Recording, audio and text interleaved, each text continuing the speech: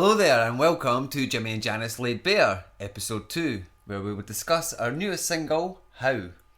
I know it's been a while. It has been a while. We've had a bit of a break. It's been a bit of delay between single 1 and all the advertisement that we've done in single 2. We've been pretty quiet. But I am really excited to talk about this tune because How is one of my favourites of the upcoming album. Yeah, It really is. It's definitely, I think, one of the stronger tracks.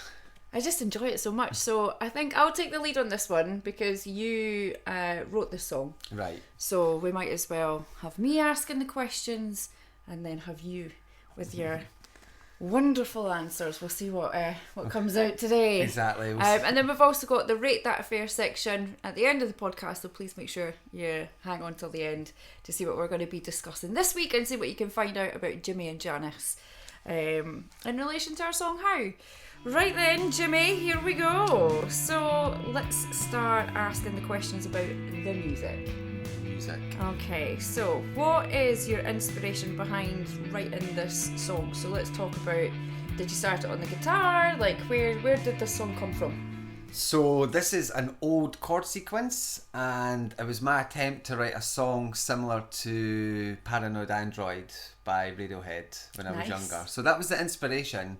I wanted something that was a bit more, I don't know if ethereal's right, but it's like a bit of a weirder kind of vibe for the verse, and then but still quite rocky during the chorus. A darker track. Yeah, and then it just like goes off into this completely different middle 8, and then you're kind of back in. So that was the kind of inspiration behind it, and like I said, it's an old chord sequence, so I tried. How old is it?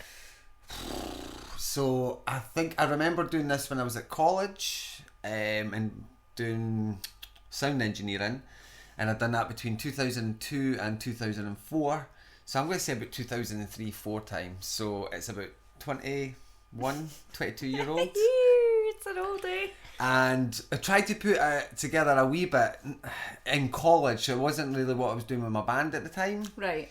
And what we came up with, it was alright, but it was just alright. It was not like, oh, that's amazing, let's do something with this. It was just like, but I'd always remembered the chord sequence. I always loved it, and I was like, there's something in that. And when the Jimi and Janis Affair were scrabbling around for some tracks, I was like, oh, aye, yeah. You've got this chord sequence up your sleeve. You're like, ooh, how's this? I'll take it to Janice. I'll see what inspiration she can bring to this track. Well, that's the thing, because I remember finishing work and then you saying, oh, I've got this chord sequence, I really fancy writing a song over this. So it was a whole collaboration. Well, this is it, because as you say, I wrote this song, but to me, I see it as a collaboration, 100%. Well, originally the origin story is your tune. this is a song of yours, and then you just basically brought the chord sequence to me and was like, okay, Beethoven, go do something. Yeah, make it interesting. So we ended up having a living room jam as we usually do. So you were on the guitar because it was your chord sequence. So I grabbed the bass and I thought, oh, let's see what I can come up with here. So I tried a wee bit of McCartney and a wee bit more like melodic bass line approach, and you were like, oh, that's really cool. So then you're like, give me the bass. So we ended up like you then kind of finishing off a bass line, and then that then went over the chord sequence, and we jammed that out for quite a wee while before we then started thinking about how to then structure it, if I remember rightly. Well, that's it, because the bass that you came up with, it's over the verse sequence, and it's when we're not singing, and I thought, as you said, it's so melodic, and instantly my head was like, that'll sound perfect when we're playing that part before the singing kicks in, or just after the chorus, between the chorus finishing and the verse singing kicking in. I was like, that is just going to make it so much more interesting and really hooky. So that's why I was like, give me the bass. Give me the bass. And then the idea was that when the singing kicked in, I was like, the bass needs to be quite groovy at this point. It needs to do something else. Yeah. So that's how that came about. Nice. That way. But that was just the start of the collaboration, because I think when you were mucking about with the bass, I was trying to find the melody as well. Yeah. And it came up with what is now the melody. But I remember I sing over halfway across the verse, and there's still another half to go, and I was like, I don't know where to go next. Like, Janice, help me. And you were just like, well, you didn't have to go anywhere. And then you came up with your little bit. Yeah. Which then give that song almost like, it's not really like a counter like vocal part, but it's like a somebody on your shoulder, you know, just maybe saying a few wee things. Yeah, well, that's what I always wanted it to be. Like, we'll talk more in depth about the lyrics and stuff like that. The one thing I really enjoy, musically speaking, is the picky guitar at the beginning. You know, it's just this little arpeggiated riff that's there, but it captures so much character and mood, and it has a certain flavour and intention, which I really, really love. It definitely plays into that, like I was trying to say with the Radiohead, that kind of like that vibe through the verse where it's quite edgy, it's quite intense. Yeah, there's something about it, you know, and it's like, that maybe edgy is like on the edge of my seat, like I'm not sure how I should feel here. And originally when I first done the song, I'd kind of based the bass line off that arpeggio, can't even speak properly at the moment, just off that riff. That's it. And it was and it was quite cool, but again it was like, I just don't want things playing all the same stuff. And that's why I was really pleased when you were mucking about with the bass and kind of got that original idea, and it was like, yeah, we're going to go, and then let's put that guitar back on top. So let's talk about the chorus, because the chorus is just like chef's kiss, because everything's there and it's just like this scream, you know. So we've got a heavier guitar, we've got a really like groovy bass, as you were saying, and then we've got the strings. The strings come in as like an answer to the question. So the chorus is this big vocal layer of just us going, how? So do you want to tell the audience how that came about? Well, it was really funny actually, because as we were talking about earlier, how we came up with the verse vocal. So we'd kind of put this down, we'd put like the guitar, rough kind of bass idea and the kind of beginnings of the vocal idea, and I don't know if we were having a cup of tea break or if we were actually making our dinner. No, we were having dinner, like you were in the process of making dinner while I was mixing. That's right, and we were like, what are we going to do over the chorus? And I think you said was like, what would Robert No, it was you, because you were like, oh, like what are we going to do for this chorus? And it was you that turned around and said, oh, what would Robert Plant do if it was like Led Zeppelin, you know, and he'd probably do something like, ha, you know, and you like shouted it, and I was like, well, why do you not just do that then? You're like, just do that, because we were laughing when I first done it, eh? And it was like, yeah, why not just do it? So, pause the dinner. I say pause it like when the microwave actually cooked properly, but I was like, turn the dinner down low, let's get back on the microphone, put a few hows down. And it was like, yeah, this is really cool. And we just stacked them up, so it should feel like this big chorus of people just screaming, how, this is at you, you know. And then when you then came up with the string bit, which to me is, it's just so cool. It's so impactful. There was never an intention to put it in the chorus. There was always like the string bit was going to be in like an instrumental or whatever, and you're like, nah, it's got to go in. It's got to go in the chorus. It needs that extra oomph. Yeah. So, with the string part that we came up, it's just really simple, really, really simple, but it almost answers that question, you know, like how, and then you've got dun, dun, dun, dun, dun. So it's like people just being able to be like, aye, you know, it's there. But it's one of those beautiful, simple riffs. That's what I love about it. It's like what Jimmy Page does for Led Zeppelin. So many of his riffs are really simple, and I remember when I was growing up, loads of guitarists who were older was like, the running joke was like, how did I not think of that? Yeah. You know, and it's the same with the string bit. It's really simple, but it's so impactful.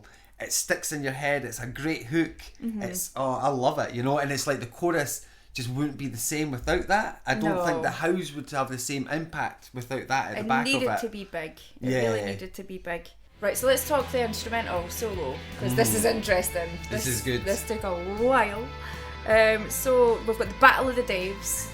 So we had, like, you love an epic. That's the one thing. Whenever you write a song, I have to think, right, well, this is going to be 4 minutes. How on earth am I going to fill this? I've got to admit, I love like writing a song and leaving a big massive chunk, and Janice is like, what's that? I'm like, that's your solo.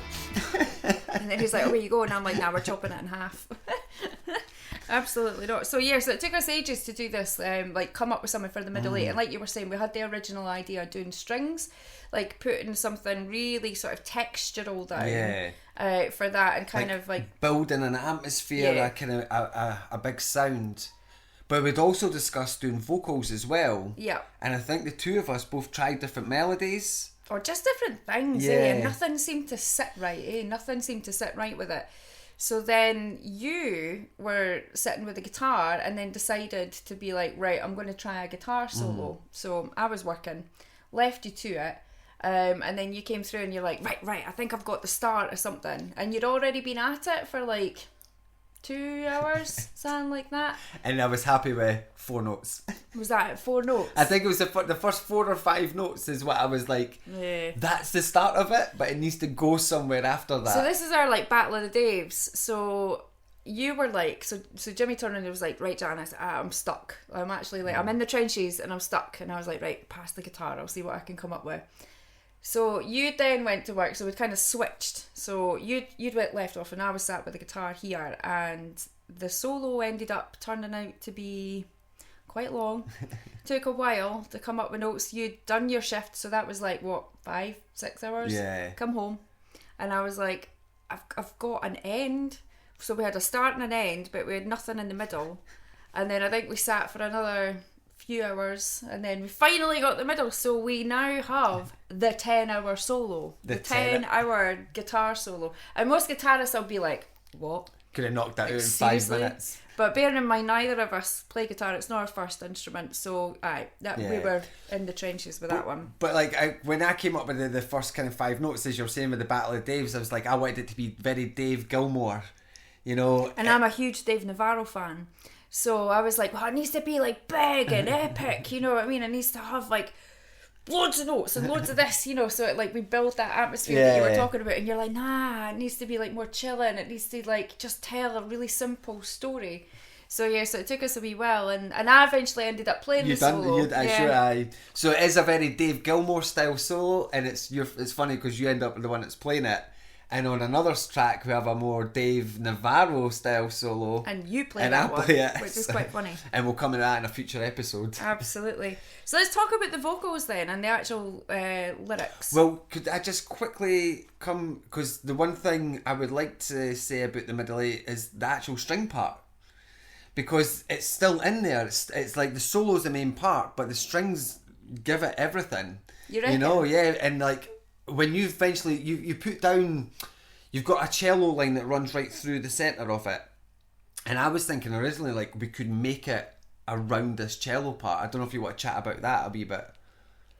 Okay, it was just a wee ditty of an ostinato, so a repetitive sort of riff that just went sort of over what the guitar and what the bass and everything was doing, and I was like, it's all right, but it didn't grab me to the point where I was like, this is it, this is the one that's got to stick. After like coming up with this wee cello line, I was like, I don't know if I need to kind of like maybe quartet it and think more like, let's see if I can write something slightly more classical or whatever. And then I thought, let's just go textural again. And I wanted the strings to be really glistening. Like once we'd got the guitar solo down, I was like, right, now I can fill the space here, and I can fill that quite easily. So it's just, you know, layered up violins, and then the cellos just sort of kind of rhythmically kind of churning underneath the violins, and the violins are glistening and shiny and just adding that texture, and then you've got this cello like a wee busy bee underneath it, which is really great.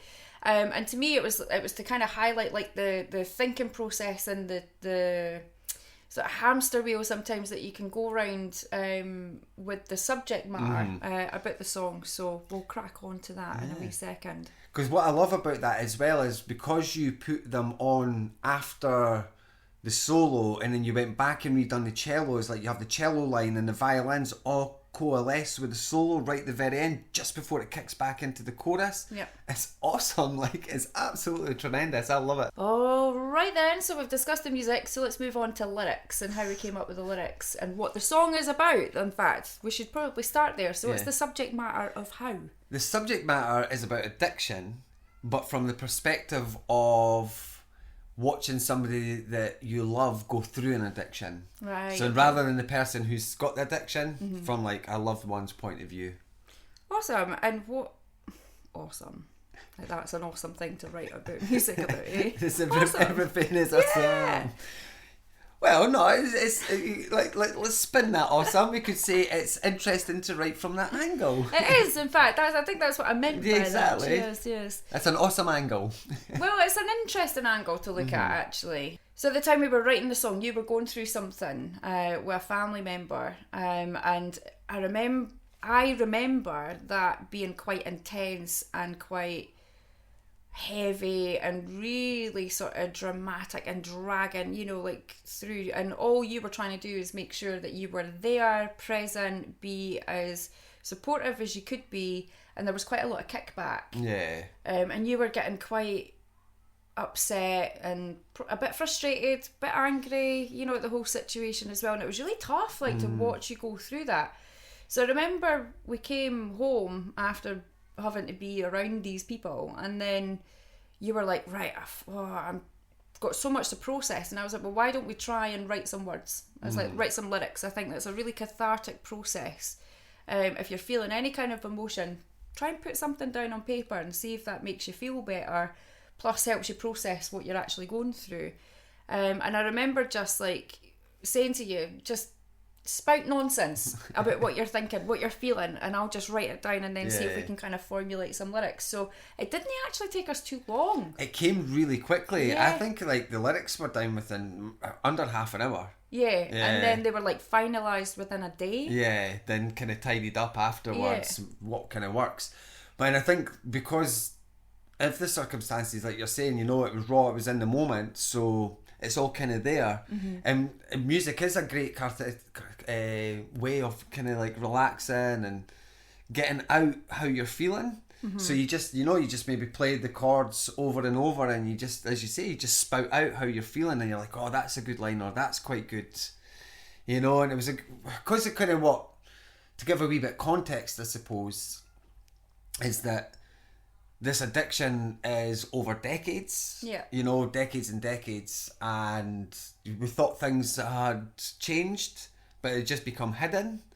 And I'd found a lot of the contraband, let's just put it that way, and the mountains of it, and it was a bit like, what the hell is going on here, kind of thing. And then when you try to talk to them about it, it's like, I've seen it other times throughout the years, it's like this certain look in the eyes when somebody's addicted and are angry at you because you found them out. Yeah. You know, and you're just like, nah, I've had enough of this, kind of thing, It's hard going. It's quite a manipulative tactic, like, from the person who's going through the addiction. You know what I mean? Like, they always spin it to other people, so it becomes your fault, you're to blame, you know, and it can be really, really tough to sort of take and go through. So I think writing a song about it is probably a really healthy way to kind of discuss your feelings and what you've got going on, because you know that actually having a conversation with the person or the people you're dealing with this can be really tough. And I think like what the first verse or the verses are kind of trying to say is, it's that, I suppose you're kind of like, to paint a picture, like lost at sea. You know, you're reaching out for anything, for a grab hold, for something. You're just looking for that shred of reality, you know, that they can actually take accountability of what, like, for the situation and what's actually going on. 100%, And then the way, obviously, that when somebody does have an addiction and their mind works, and the way the addiction changes their personality, is that feeling like you're kind of talking to a brick wall, and everything you say is just in one ear, out the other. And that person is just waiting to say whatever they want to say anyway, and it's whether how much patience they've got to let you talk, but they're not even listening anyway. Absolutely. And it just becomes, it feels like it's so pointless. Yep. And then you're kind of like, well, how am I meant to help this situation, Hence why it's now called How. Exactly. So that's where we get to the chorus. So in Scotland, if anybody's listening that is not from our bonny country, how is often used as a why, you know, as like another way of asking why. So you're like, how have you done that? What, you know, so you're really kind of like digging at the, how could you let that happen? And all this kind of stuff, you know. There's it's so guttural, and it sounds like, how on earth could you do that? How could you act like that? How could you be like this? How could you treat me like that? There's loads of different things, you know. So, and I think that's why the chorus, again is one of my favourite bits because it just kicks in and it's that rage, you know, because addiction's so hard like to deal with. You know, if anybody's going through that, it's like it kicks the door in. Yeah. You know, and it's in your face, and you've got to be like, right, how on earth do we handle this now to help the person but also protect ourselves and make sure that everybody's like okay within the situation. And it often feels helpless, you know, that you feel so helpless within it. This is it. But it was a great way, you know, it's like I actually did feel better about the situation after writing the song, because kind of like you got it out.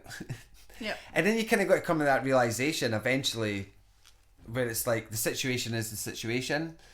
You can't force people to change. No. You know, you don't think you should be forcing, it's not the right kind of words, but you know what I mean, eh? People are going to do what they can do. You can try and support them.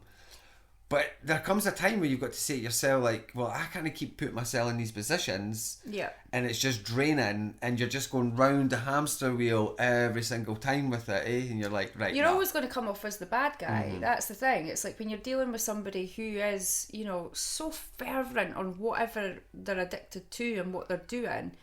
There's almost no reasoning within it. No matter how hard you try, no matter how much you love the person to try and save them, they have to save themselves. They've got to come to that own realisation of taking accountability, responsibility, you know, to clean themselves up and to realise the domino effect of like their actions and how that then ricochets through people and has a knock-on effect as to how the relationships then are, or how you interact with the person in general, you know. So it really like it spills into so much, you know. It's such a hard thing to try and quantify, I think, in your brain. But I think because what you were saying, it just reminded me, it was like back in the day, so first kind of dealing with some addictions and that, in terms of like understanding that people used to say you've got to hit rock bottom. And that's kind of what you're saying, like you've got to hit that rock bottom to be like, oh right, yeah, I've totally messed up, because before rock bottom, anyone and everyone else's fault. Yeah. And as I had to do this, or I was justified for this. Again, it's you just become collateral damage. You just become collateral damage in the person's network and web of lies and deceit and, you know, I would say betrayal, but it's more like a portrayal of like how they see themselves. And it's not a true reflection. It's absolutely not a true reflection of the situation or the reality of the circumstances that they're dealing with either.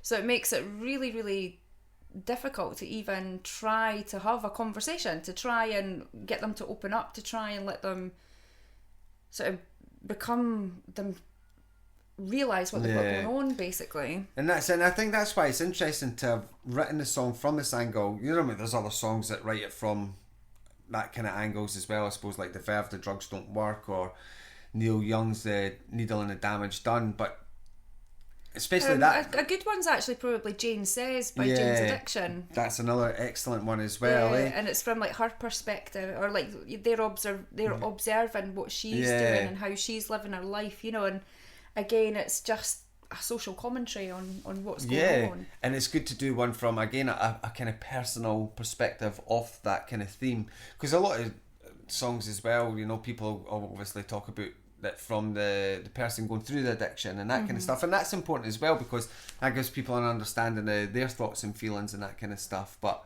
that's why we've got the backing vocals. The backing vocals are there as like that wee reminder to sort of say it's okay to feel like this, it's okay to go through this, it's okay to, you know, feel the feelings and express your emotions, and you know, it's hard, so sometimes you've just got to let it go. You know? So there we go. Serious stuff, eh? Serious stuff. Right, shall we jump on to our final section? Rate That Affair. Let's do it. That was quite heavy. It's quite we started off light with the music. The lyrics were always going to be heavy because of the subject matter. So I think, Rate That Affair, we always play off the theme of the song. But I think even though addiction's quite a dark one, let's make it light. Let's rate each other's addictions. I'll tell you what I know you're addicted to. And I can tell you what you're addicted to. And you can tell me what you think I'm addicted to. Oh, what I think. I know. And we can rate each other's addictions and see who's got the best one, which will probably be an impossible argument, because since it's an addiction, we'll just guarantee it's our own one. So who's got to go first then? Our ladies first. So, come on then, what do you think my addiction is? All right, well, I'm going that way. Well, not what I think it is. What I know it is, and your addiction is YouTube. It's a great addiction. And YouTube is the best. The best. It is. I do everything on YouTube. YouTube is it. It is my crack. Absolutely. Some of you might be watching this on YouTube right now. You will be watching it on YouTube because it's not on any other platform. Hello, you're welcome. Welcome to Janice's addiction. Absolutely. Well, at least you've admitted that addiction straight in. You're like, yeah. I know, I'll give 100%. You that 100%. one. Absolutely. It's constantly on the TV. It's constantly on my phone. I watch... You can use YouTube for loads of stuff. It's educational. It's uneducational. You can actually use it to like just zone out. You know, you can watch people play games, vlogs. You can learn how to do DIY. Anything you need, it is on YouTube. It is like the visual Google of the world, and I love it. I absolutely love it. If the internet died and YouTube went with it, I don't know what I'd do. Like, I really don't know. I really would be lost. Sign up a true addiction. Yeah. I would have to move to another app, and who needs that? But you're right, it is quite a handy addiction, and you end up learning great addiction. Loads of new cool things, and you actually get into stuff you probably wouldn't have got into before because you're like, something will pop up, you're like, oh, what's that? The rabbit holes you can go down on YouTube is so interesting. Again, you might end up watching a video about, I don't know, microbiomes in the ocean, and then be like, oh, by the way, I learned this today. You know, it's really good. So really what's good. your top 3 things to watch on YouTube for your addiction? Oh, it depends what mood I'm in.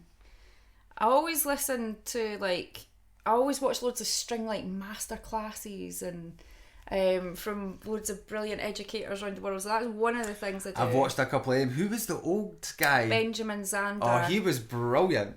He is my hero.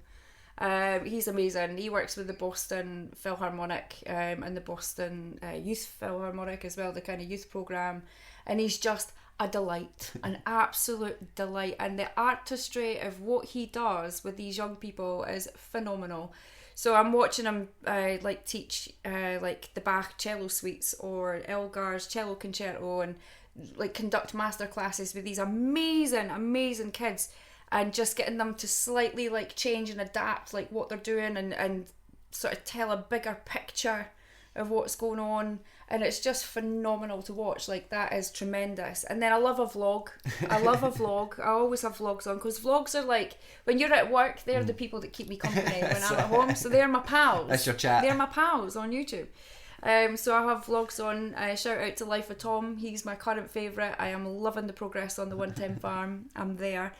And then the other ones are just fun ones I kind of watched over the years. I quite like gaming channels. I'll watch anything on YouTube if I've got an interest in it, or if it sparks my interest in it. I love renovation vlogs, the Shadow Diaries. I love that. Anything. I'll watch loads of music videos. I'll find out about new music on YouTube. I love music podcasts. I quite like Justin Hawkins' podcast. He's good.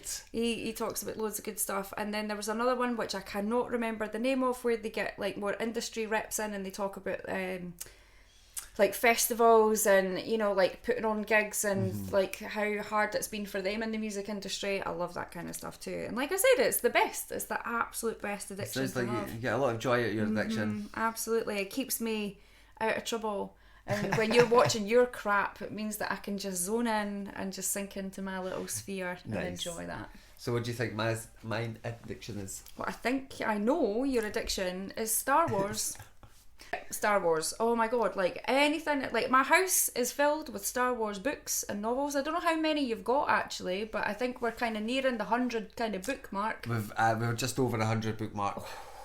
And I've not got any shelves to keep putting them on, so you're going to have to move out soon. We're going to have to buy my own library, storage space. I fall to sleep with you watching Star Wars, whether that's the movies, the cartoon, the Rebels, or whatever it is, Andor, Obi-Wan Kenobi. I swear I could probably spout these movies off verbatim, because I've heard them so much. I fall asleep to pew, pew, pew, pew. It's brilliant, eh? Nah, I fall keeps asleep me up at night. It's like my comfort blanket at night. It's just put a bit of Star Wars on, I'm sleeping like a baby within 2 minutes. Fine, I know. Love so I've got Darth Vader beside me. But it's funny, because so when I was younger, obviously it was just the 3 movies. Yeah. And then the prequel trilogies came out, and then it was that's all there was for ages as well. And Disney got it, man. And then it's so. And I know it's not all the same quality and that kind of stuff, but the way I look at it is I only had a 3-course meal before, now I've got a buffet. And not everything on the buffet is going to be the same, but that bit of steak with peppercorn sauce, that's going to be tremendous. Maybe the gammon steak's still good, but it's not as nice as the steak for the peppercorn sauce, you know. And so that's what it's a bit like, you know. But I'm loving it. I love it all. I'll sample all of that buffet. And the books is interesting as well because I never got into the books until my early 30s. I think it was my brother got me a couple of comics. Right. And I was like, oh, these are quite good actually. And I think it was you that were like, oh, but they do the books, you know, because I was like, oh, this is going to cost me loads of money if I start buying loads of comics. And I was like, oh, I've never really checked out the books. That was my... So you're saying your book addiction is my fault? You started it. I just ran with it. Oh, really? Really? Big time. I don't think but so. I love it. I love it, and it's not dependent on the internet and power. You know, your internet dies. I just pick up my book and go, no problem. Whoa. We live in the day and age now of Starlink. Mm-hmm. I could be anywhere in the world and have access to the internet and have my YouTube. So I'm sorry, but it's like, who cares? You know what I mean? Battery power, we've got generators. It's like where there is a will, there is a way, and YouTube will be in front of my eyeballs forevermore. Forevermore, aye, unless the app dies. Star Wars books will be in front of my eyeballs forevermore. But I love it. I love it. I mean, my only introduction to Star Wars was the music. Mm-hmm. Being a cellist, you know, it's like I played the music at school. Knew all the tunes, Darth Vader's theme, like the Imperial March, like, you know, John Williams, one of my most favourite composers ever. And I'd met you, and I'd never seen the films, never. And you're like, what?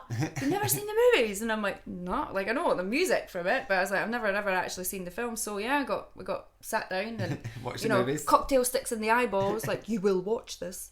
And yeah, watched all three. I thought they were alright, but you know, they're not my go-to pick. No, your cup of tea. Nah. But nah, I love it. It's total escapism for me. My other big thing to read is history, which come on, I love, you know, but that's quite heavy. And then my job can be quite like, heavy as well. From, like, so it's escapism. Watching like World War II documentaries to then as soon as like the Star Wars stuff became like online and readily available, it was like, right, that's it. I'm here now. So it was a nice, like, you know, we still had guns shots going off, you know, but it was a slightly different, more like space theme. Exactly. Maybe it's that thing. Maybe boys will just always be boys.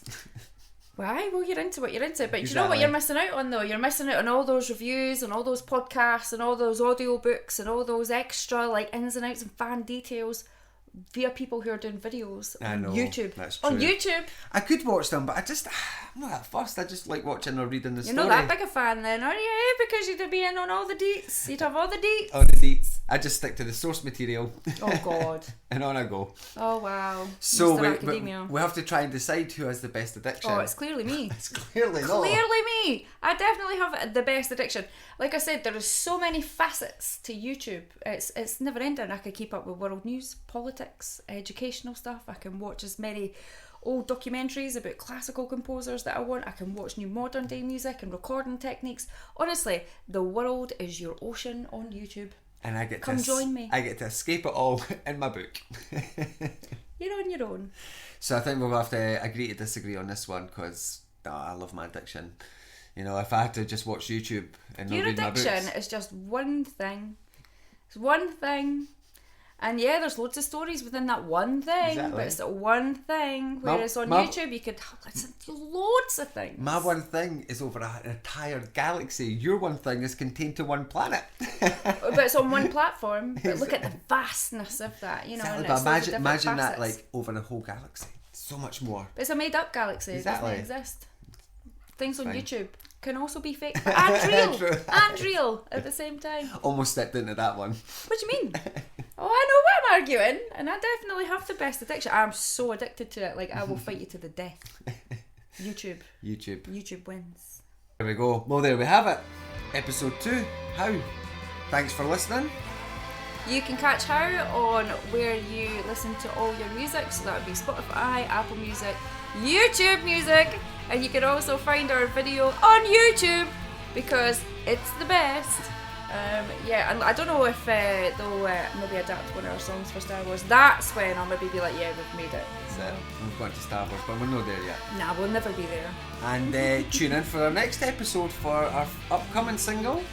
Our next single will be Blue Eyes, so join us for that episode. Thank you very much for listening. We shall see you next time. Take care for now. Bye.